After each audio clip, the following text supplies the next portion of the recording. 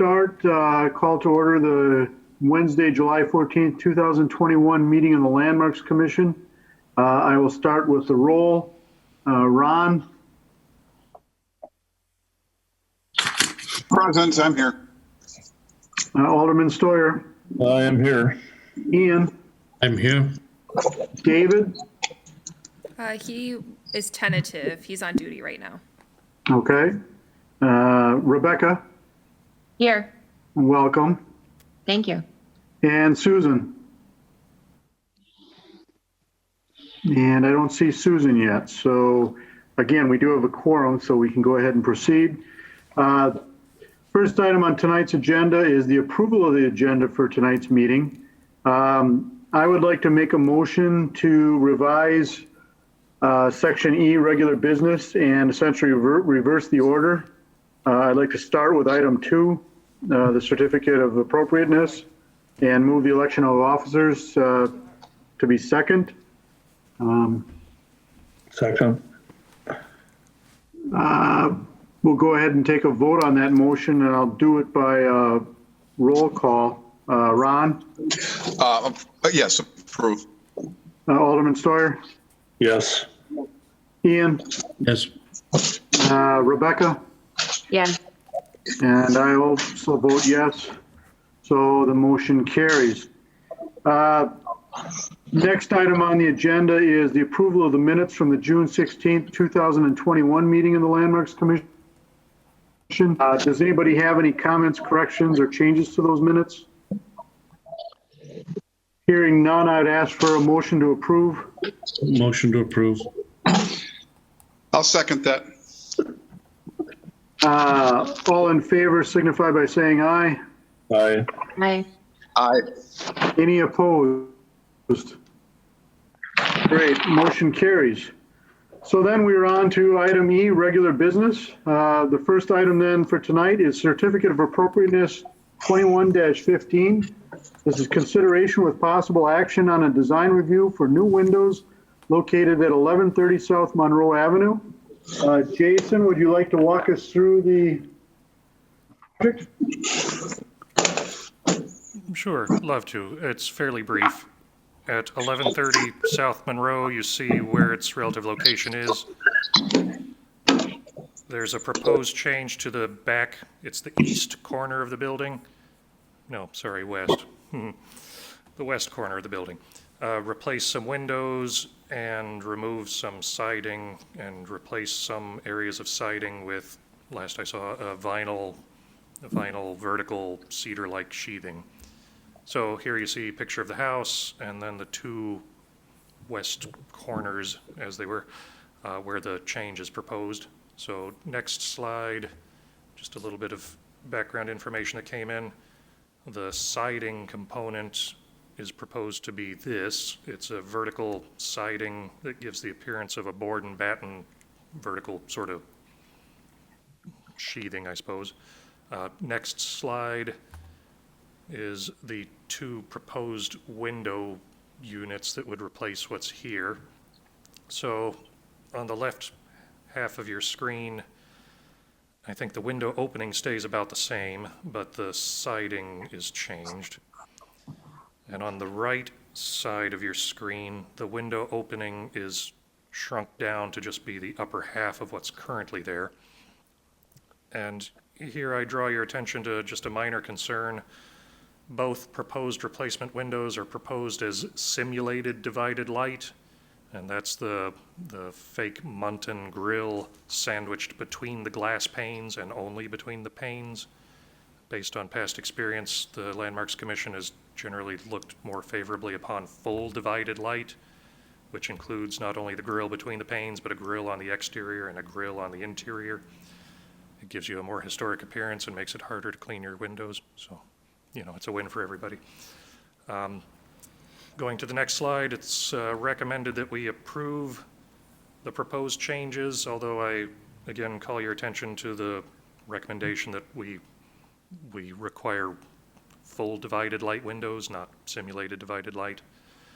And I note that the changes are not really visible from a public right-of-way, so while I'm generally not a proponent of vinyl siding, I know we've We've kind of allowed vinyl on the rear of properties before, so I don't see any reason to deny the request. Thank you. The applicant is here as well if you have any questions. Need a motion to open the floor? I'd make a motion. You're muted, Paul. I'll second Alderman Stoyer's motion. All in favor of opening the floor for comment? Aye. Aye. Any opposed? All right, let's fire away. What's everybody got on their mind? I guess I have a question on the height of the window in the sketch that's in the packet. There's a arch top to the existing opening. It looks like per the sketch over the photograph that's being squared off. And I'm just curious if that is really what's going on there, or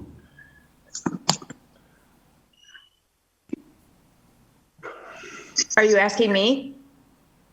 whoever has the answer to the question. I think that the arch won't be visible anymore. Our biggest problem is that arch and that there's daylight coming through and air is coming in through there.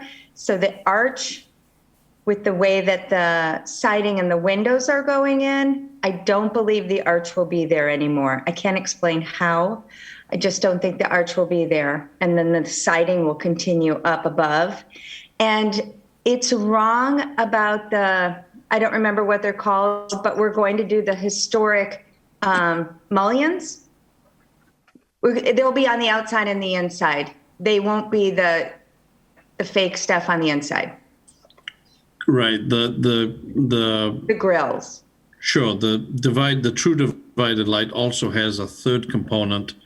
But the more true divided light has a third component. It has one on the outside, as you currently have,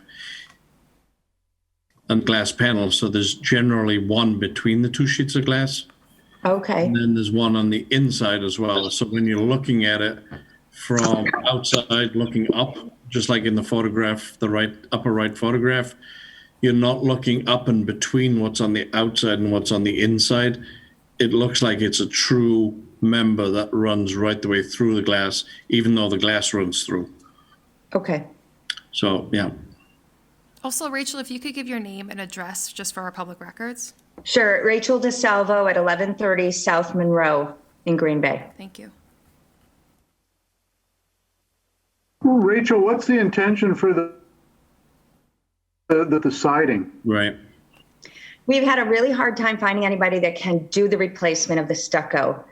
We talked to a guy who said he could do his best, but he wasn't confident. And we have been unable to find anybody else. And we have a lot of cracks in that particular corner. And that was our way to make it, we thought, look the nicest. And is the siding material that you're proposing, is it indeed a vinyl material? Yes, that's what we were given a couple choices by the builder that were allowed by the city. So we went with that recommendation. I've never sided a house before, so. Rachel, I'm here. I'm here as a builder also. Oh, hi, Eric. I'm mobile in Milwaukee right now, but trying to at least listen in quick. It is what we are proposing is a 7-inch wide vertical vinyl siding. That room is basically 3 seasons room, uninsulated. It is on columns rather than a full foundation on that area. Whereas just having more movement. Originally, that part of the house, from what I can tell years and years ago, was an open air porch. So with the cracking of the stucco and things like that, by squaring it off and doing a older look, we're trying to cover up some of that. That's just going to keep coming back over the years with repairs. So are you taking the stucco off, or are you just going over the top? We would be knocking off because it's not a super smooth stucco, so we'd be knocking off the the rough finish on the outside, not going down to completely bare studs. Because it's basically, it's just columns in the corners, that it's not full framed insulated walls in that section of the home. Did you consider using real cedar for the siding instead of the vinyl? I did not. I guess I didn't talk to them about that. From what I had heard from other people, what you guys were more so looking for was the look, not necessarily of vinyl, but of the maintenance. I'm not sure what Rachel's feelings are on that as the homeowner. Well, I don't know that it's my only thought is simply it would last longer. Right. And if you painted or stained the cedar, it would match the rest of your trim on your house without any issue because you'd be using probably the same paint. Right. I'd concur with that. It's just a thought. With the color of vinyl that they did pick out is the absolute very, very close to the trim. And I have that in the notes. That it's as close of a vinyl to the trim, and I think next time that the trim in the house is going to be painted, it would be painted to match that siding. If we go with vinyl. Does anybody else have any questions for the property owner? Well, Chair, I do. I kind of concur with Chair Marski and with Ian on this as well. You know, as far as looking at, you know, the vinyl is a fix, if you will, and you might not see it completely from the road, but, you know, having natural material to me would be more appealing unless I can be convinced otherwise. So I'll wait for the further discussion, but that's my initial reaction.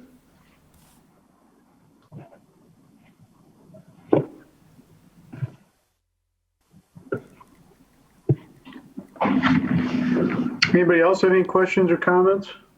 If I could interject real quick, I understand the homeowner says it'll be the, you know, true or full divided light stuff, but the spec sheets provided are very clear that it's simulated divided light, so, you know, Okay. make sure you know what you're getting. I might be misunderstanding, but I thought that's what we had picked out, that was an available part of that window. Eric might know better, or we might have to go back to the window guy.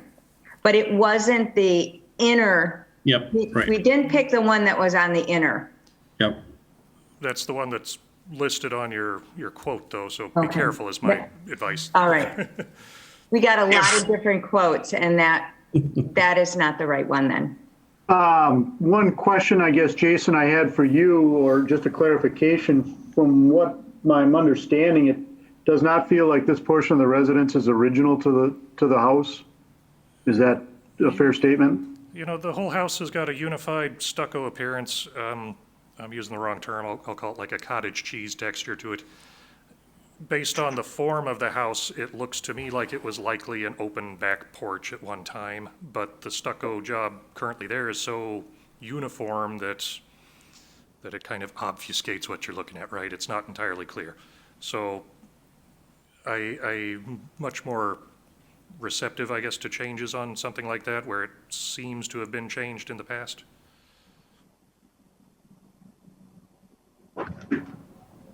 Okay, anybody else have any questions or comments while the floor is still open? I mean, there certainly appears to be a vertical crack issue at the south facade on the right-hand side. I mean, I think it's good that you're going over to that next vertical joint, if you're going to do that. But I would ask you to heavily consider the cedar. I think you'll get a longer lasting product, and I think it'll feel a lot more in keeping with the home. I mean, the trim on the home looks great, and one, over time, it will fade, no matter what color you have. And you won't be able to paint it and bring it back, so you're constantly going to be chasing it. You decide you want to change the color. It's easy to change the color, down the road. So I would encourage you to look at that. Anybody else? I have a stucco home also, and so I know the issues. Anybody I, as a else? builder, Eric, don't have any issue with going with wood. If the homeowners are okay with that, I don't know how you guys work that. If you want to put down that we need to do that, if we need to have the full divided light separations in there, if that's what it needs, I'm fine with doing that. Okay.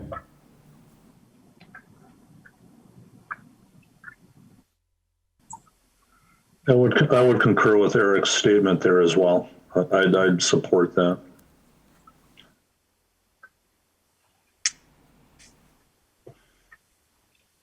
Paul, would you like me to motion to close the floor? Yeah, I think so. Topics? Second. All in favor? Aye. Any opposed? All right, motion carries. I think we kind of have discussed everything. I would go ahead and make a motion to approve the project as it's been submitted.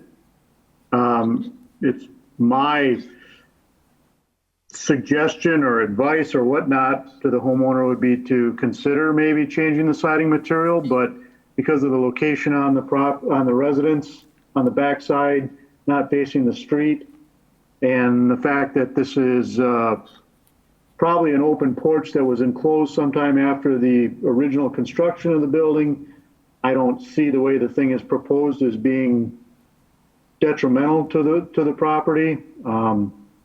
It's like I said, I would prefer that it would be the natural material to match the rest of the wood windows on the building, but I would leave that up to the property owner. So my motion I would make would be to approve as submitted. And I'd ask if anybody's willing to second that. I'll second that motion. I agree with everything you just said. In fact, I think that we actually required that on some other properties where it was and it had been altered on the house previously. So I'll leave it at that, but I second the motion. So we got a motion that's been seconded. Is there any discussion? I guess what I have, Chair, is as Paul or as Ron just mentioned, that we've had a few other situations in the past where we've had alterations or additions to a house, and it's not held to the same standard as this is. I can see that. I'm still kind of on the fence as far as how I want to go with this, but I think the reasons that you both brought up are very good. If anybody else has anything to add on that, I would appreciate it. But, I guess my thought too would be, it'd be interesting. I don't know if we'd have to open the floor again, but I would like to know what the difference would be between the siding and the cedar, if that's the route they would go, what the price difference might be for that. And I don't know if that has any relativity to this particular question or item, but that would be one item that I'd be interested in.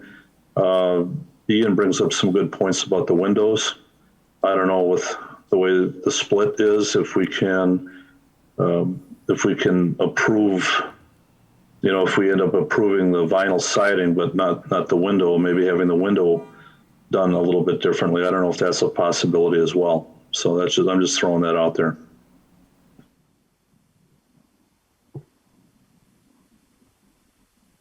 Any other discussion?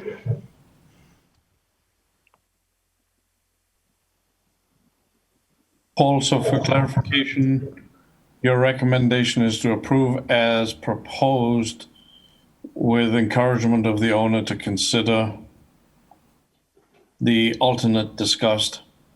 I just want to make sure that I'm voting on something I can concur with or not.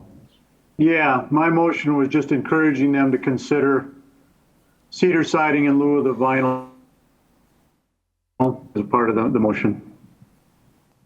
And on paper, at least, the proposal is the simulated divided light solely sandwiched between the panes of glass. So, Yeah. Paul, I would second motion if the window was a true divided or true simulated divided light. The recommendation for the wood is considered. I personally, I think it's a better solution. Again, I think either would work, but I think long-term you may be glad that you looked at the wood. So we've got the second on the motion. I think you have to vote on that and then So, maybe. so we've got to vote on that and see where that motion goes, Yep. is where I think we're at right now.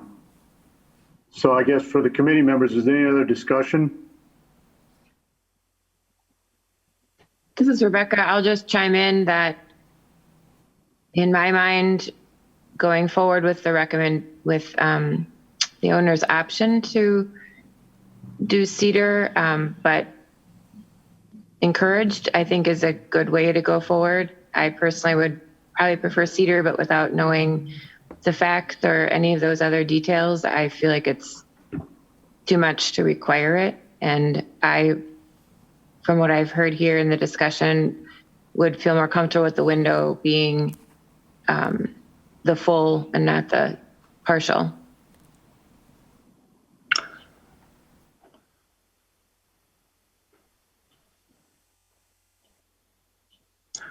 I guess Okay. the question I had is, if we deny this one, then we can bring up another motion after that. That's my thought, right? That would be correct. All right. Okay. Vote, we'll go by a voice vote. Going down the roll, I vote yes. Ron, Yes. Alderman Stoyer, No. Ian, Yes. Susan, Not present. She mentioned couldn't get into the meeting. She just texted me about that. David is absent, and Rebecca. Yes. So I count 3 yeses and 1 nay. Stephanie, do you yeses. agree? 4-1. 4 yeses. Sorry, it's been a long day. Counting is hard. I'm with you on that. Yeah. So motion carries and the project is approved. So thank you, everybody, for that. Next item on the agenda then for regular business is, which is now item 2, and that's the election of officers for the committee for next calendar year or the next year. Stephanie, do you kind of want to run us through how you'd like us to handle that? Sure. Basically, we were supposed to be doing this annually, and I forgot. So welcome to me running your meetings. I'm so sorry. Right now, our chair is Paul, and our vice chair is Ron. Paul has said that he would like to step down, and we do have a new member, so I thought this would be a good time to do election of officers. So basically, you need to nominate somebody who you would like to be the chair, and then from there, the chair will take over the meeting and go from there. I think that's Susan right there. It looks like she's trying to get in. I think I see her. It's just a very fuzzy, well, we'll see. She's on mute. The only caveat is that Alder Stoyer cannot be the chair because he is an elected official. He could co-chair, but he cannot be the chair, or vice chair, but he cannot be the lead chair. So from there, I think that you guys are good to go. So you basically just throw out nominations and see if the person wants to do it. I would ask Mr. Ron Dane to consider being the chair of the commission. And Paul, would you switch roles with Ron and become vice chair or no? I would be okay with that. I would second that. Well, I guess, I wouldn't object. I'll have you know that my job has changed somewhat over the of course, the last year and a half with the pandemic. But this is one role that I really want to stick with because I really believe in this, our committee, and I think it's a really good thing. So, I mean, I would be willing to accept that should you vote me in.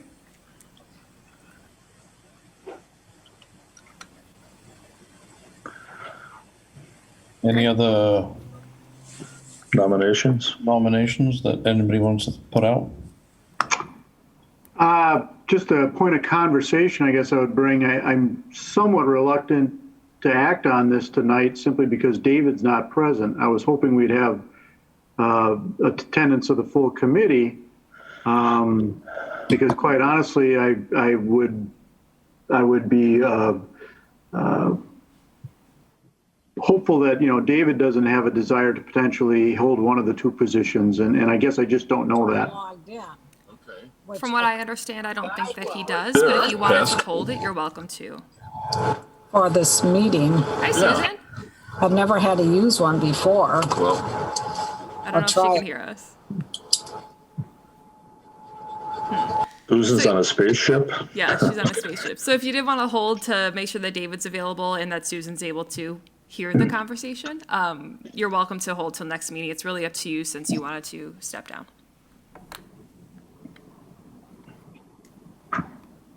Honestly, I don't have an opinion one way or another. We could delay this to next month. I'm fine continuing to chair until we get the full committee here. What does everybody else want to do? Wait, unmute.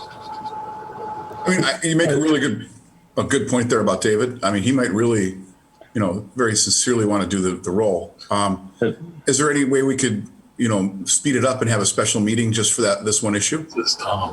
I know. That's what I said about that.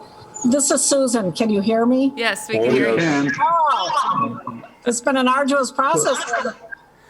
I couldn't access on my iPad and scrambled to my other computer and Well, I mean, welcome. had a problem there.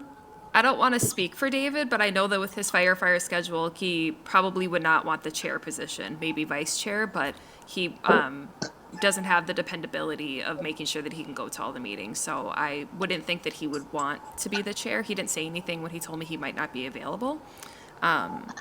So that's all the information I have, though. He didn't confirm one way or another. I just know with his schedule, he's... well, I guess, Ron, unless you're totally wanting to move forward with this tonight, because the way it's been cast at the moment, it's really up to you and I would propose we just table this to next month until hopefully all of us can like to include David in the process, and I will continue to chair until then. Sure, I'll second that. That sounds reasonable. Okay. Stephanie, do we need any official action on that, or does that take care of it? Do we have to vote I have on? the motion, I need a vote, and then we'll table till next meeting. Okay, so my motion is to table until the next meeting. And I second that. All in favor? Aye. Aye. Any opposed? All right, well, that was a very quick piece of business that we will resume next month. So next item then on tonight is informational. Item 1, F1, is a public meeting regarding phase 1 of the intensive survey project. Stephanie? Yes, we've got Rowan from Legacy Architecture was our contracted hire for this job, and then also Jason with SHPO. And they're going to be giving a brief introduction into the survey work, what it means, what's been done. And then next month, or probably the month after, I'm not sure, we'll be having another follow-up meeting. So this is technically considered a public meeting. We sent notices to all of the property owners in our phase 1 area for that survey update. So they were notified of this meeting if they wanted to come and get any further information about this. The next meeting will be more of a results report. So from there, I'm just going to hand it over to Rowan. Okay, well, good afternoon, everyone.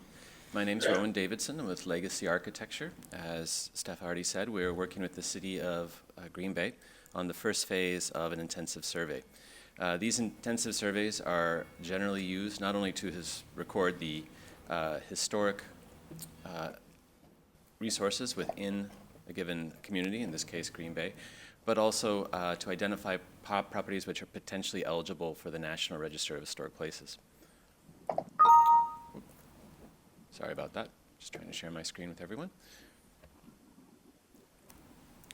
Legacy Architecture is first and foremost an architecture firm. That's what we do. We work primarily on historic preservation projects, but on occasion we also do this kind of consulting work where we produce National Register nominations, surveys, etc.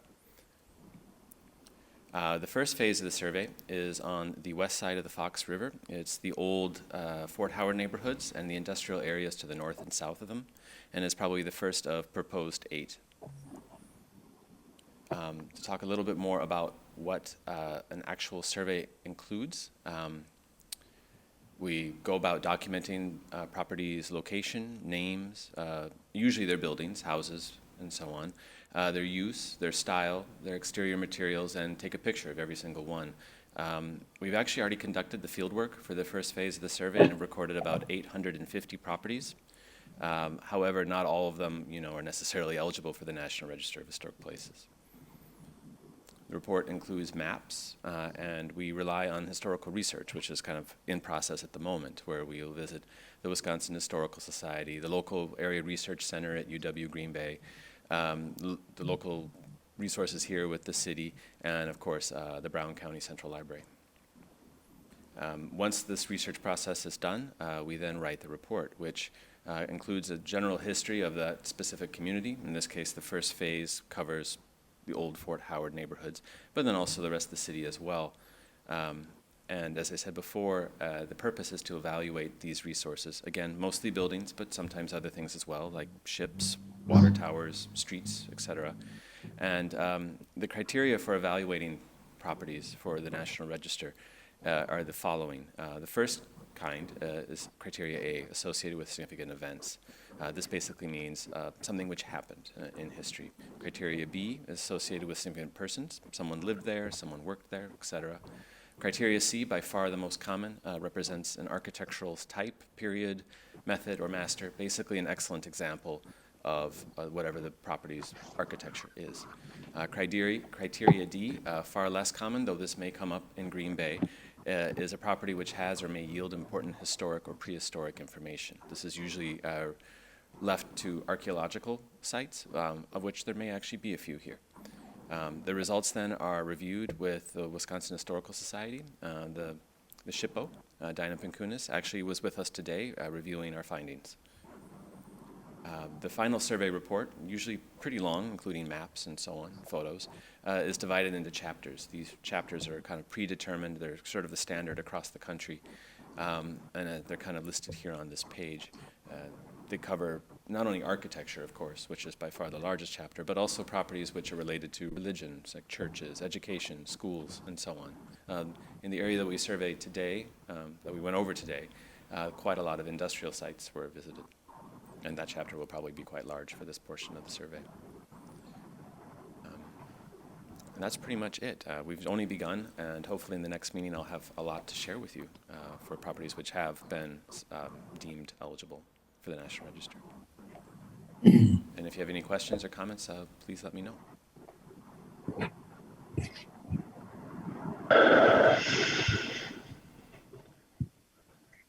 think one question I would have, we look at the history generally in Green Bay of the near west and near east side. Mm-hmm. They're, the oldest settlement, but there are other areas throughout this community that even in where I live, a lot of the homes were built in the 60s and 70s, but there are a couple of old farm buildings that definitely are very old comparatively to the rest of the neighborhood. Yes. So I would think that you'd be picking out those individual items as you take your survey in some of these non-historical areas. Yes, well, every area could be potentially historical. For the National Register, properties need to be at least 50 years old as a rule of thumb. We've only started where we did because, well, it's kind of the center of the city. It's been well covered in the past. It seemed like the natural starting place. The next couple phases will be just on the east side of the river where we are now. But then the intention is to cover the entire area of the city.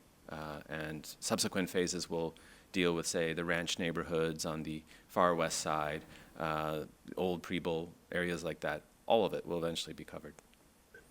And I was going to ask, like I'm a city alder, and I've got maybe 5 or 6 homes that I feel are quite historic Yes. in my area. And I'm just wondering, I presume that you folks would know about these already, or is this something that if we have some information that we can add to the fabric, that you would accept that, some of that? We'd always accept any information you have to share. I might know about them, I might not. So any Right. kind of input from the public, from yourselves, or anybody else is always welcome. Okay, great, thank you. Yeah, please.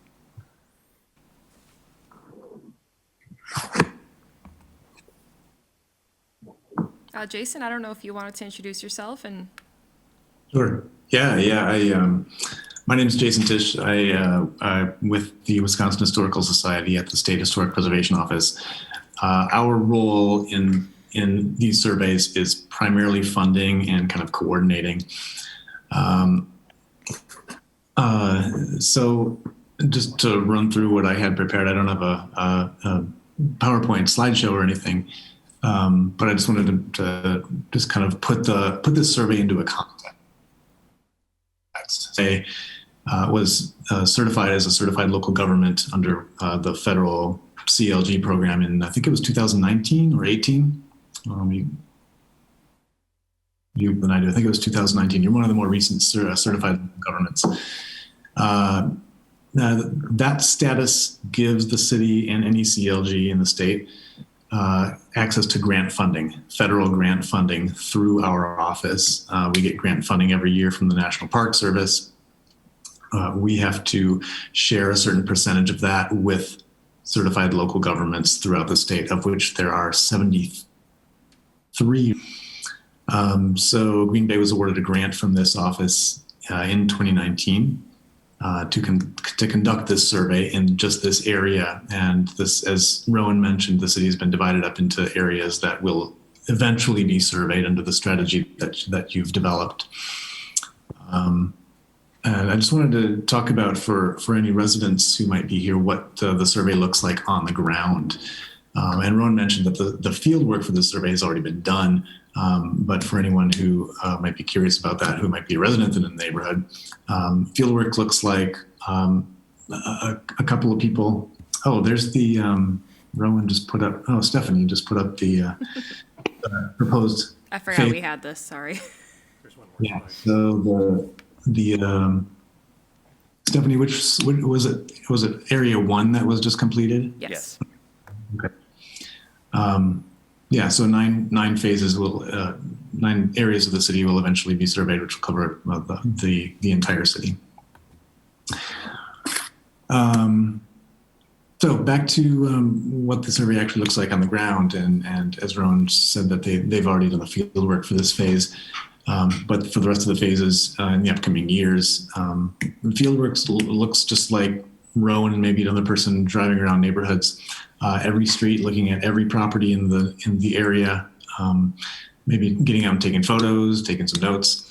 And then the rest of the survey looks essentially like doing research in a library or historical society or any kind of archives.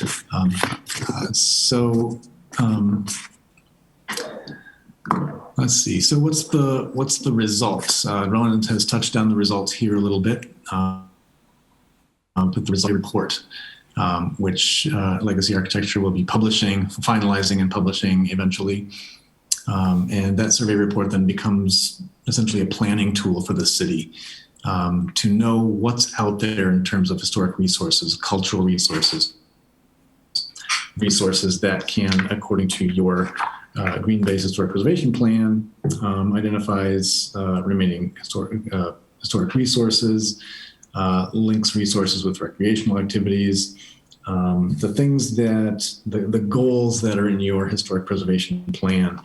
Surveys like this and the upcoming phases of the survey support those objectives. They also help planners know what's out there. One of the main economic benefits of the surveys is that it identifies individual properties and also historic districts that are likely eligible for the National Register. My office also grants funding to do those nominations, to get those properties nominated to the National Register, and that brings state and federal historic tax credits as a financial tool to your building stock, to your city. State and federal tax credits for commercial buildings and state tax credits for residential buildings. So for residential buildings, it's 25% credit. For commercial buildings, it's combined 40% credit for the state and the national tax credit programs. Could I ask a quick question? Jason, I was wondering, I was part of the previous intensive survey in the late 80s, and there were a number of historic districts that were brought forward, potential, and some of it fell by the wayside because they said there was too much alteration to some of the buildings. There might have been siding added, and so it was a hodgepodge, even though they have historical character because of the materials that were used to fix it up. It did not allow that district to become historic, and I feel that it is a historic area. So I'm just wondering, and that's 35 years ago or whatever. So with that being said, you know, I think that there could be other issues that way too moving forward with districts. You know, the longer you wait, the more chance you have to renovate it in a different way that isn't according to standards, so to speak. So I guess that would be one thing that I'd like you to address. And then also the fact that if you finish a district, like a draft of like the District 1, if there are potential additions or revisions of something after the fact. So those are my questions. I'm going to state your second question, but let me address your first question first. And then we can get back to that.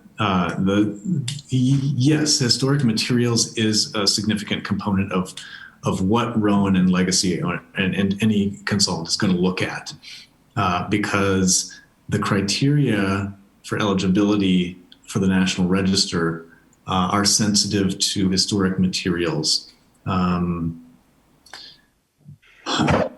The criteria talk about integrity. So in order to be eligible for the National Register, and in order to meet all the criteria, a property has to have a certain level of integrity. And that means integrity of location, integrity of setting, integrity of materials. And materials is a big part of that. So when there are non-historic materials added to a property, that obscures the historic materials, and often it can replace those historic materials. So if there's too much historic material added or replaced on a property, each time it knocks down its integrity a little bit, and it gets to a certain point where it doesn't quite have the integrity to convey the associations that it has with the history or the person or the art. So once that happens, is it too late then for a structure? I mean, can it ever go back? Go back. Yeah. Okay. If a material is added, like say vinyl siding is added to a stucco building and covers up the stucco, that would be a big enough integrity hit that it wouldn't be eligible. But you take that added material off, and the original material is still under there. Mm-hmm. That restricts. Okay. And the second question was, like you're working on District 1 right now, and I'm just saying that if there are additions or revisions after the fact, after this draft of this area is done, if those would be accepted after the fact. Or once you finish an area, is that it? You're done? In terms of the survey and the survey report that comes from it, yes, that report will be a static report after the survey is done. However, every property that is picked up in that survey and determined to be potentially eligible is entered into a database that we have here. That database is a living database. We can add information to that database all the time. So if new information arises on a property, or if a property changes, and somebody shares that information with us, yeah, we can add that to the database. And that's a running, changing database that we keep up with. All right. Thank you. That's all. Does anyone have any other questions about that part of the survey, the funding and the future phases of the survey, or even technical aspects of the survey?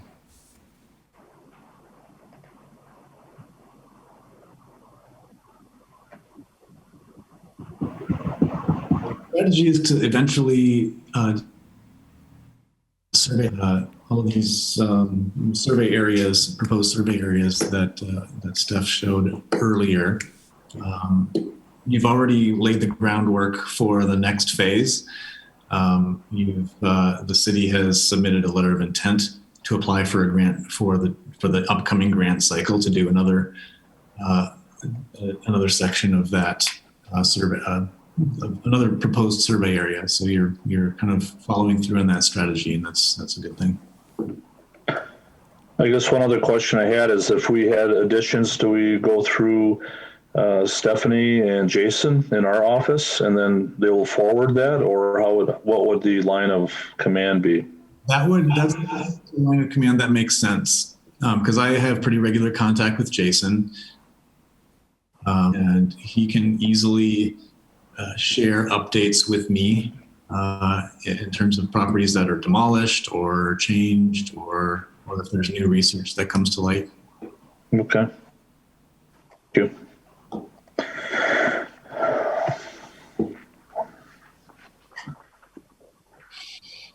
All right, any other questions for Rowan or for Jason?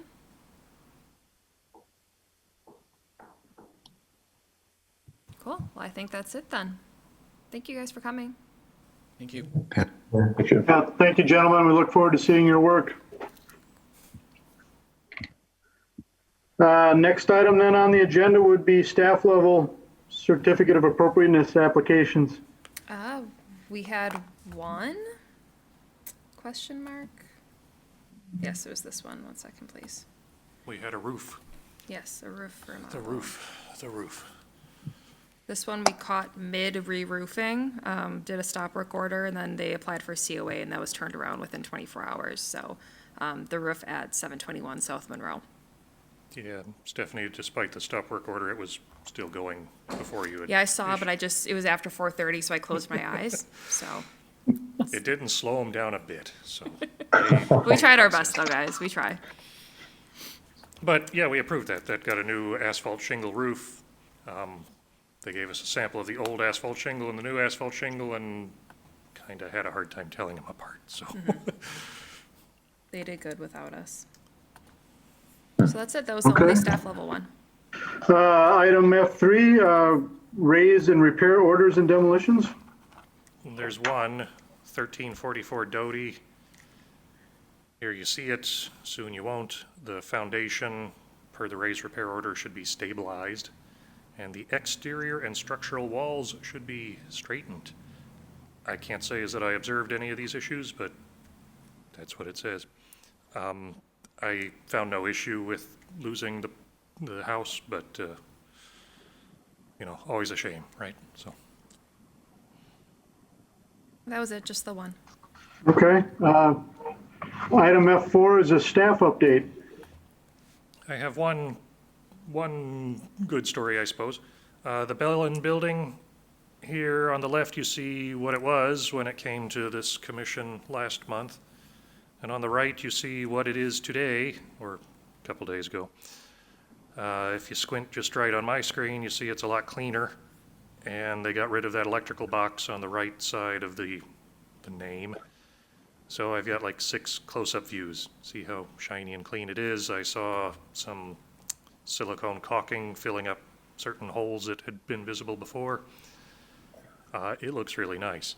So I'm pleasantly surprised. That's my staff update on this building. I would concur, Jason, that it feels good to have made an impact maybe on that project, because the original installation, which was done without our approval and the proper permits, was not satisfactory. So to see that they've done the work, I think definitely adds some value to the efforts of everybody on the call tonight. I wanted to mention too that I've talked to owner Steve Schneider, and I think he expressed an interest to maybe visit with our commission just to tell about some of the work that he did. So that might be something to consider for another meeting. That's all. That's great. Any other staff issues? Not from me, no. No, I don't think so. I've got 2 items. The first of which is kind of maybe a surprise, maybe not. We obviously welcomed a new member to the commission tonight in Rebecca Doreen. Rebecca, do you want to just say hello and give us a couple minutes maybe of your background and your interest and why you decided to apply for a seat on the commission? Well, good evening, everyone. Thank you for the welcome. I'm glad to be here. A little about me. I am a native Green Bay, born and raised person. I have actually always had an interest in history, whether it's local or other. It's mostly been, my own pursuit and interest, and also in a humanities degree in college, along with a business degree. However, more recently, I have been working at Heritage Hill and also with the center located in Brussels, Wisconsin.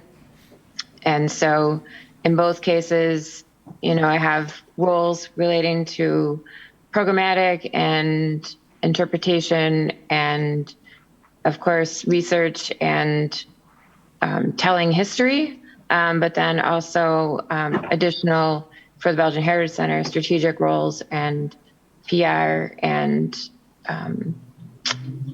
expressing ways to really connect and unify and tell the story of the Belgian heritage as it was and is in Door, Kewaunee, and Brown counties. So, and considering the makeup of the number of Belgians in the area, it feels like a good fit as well.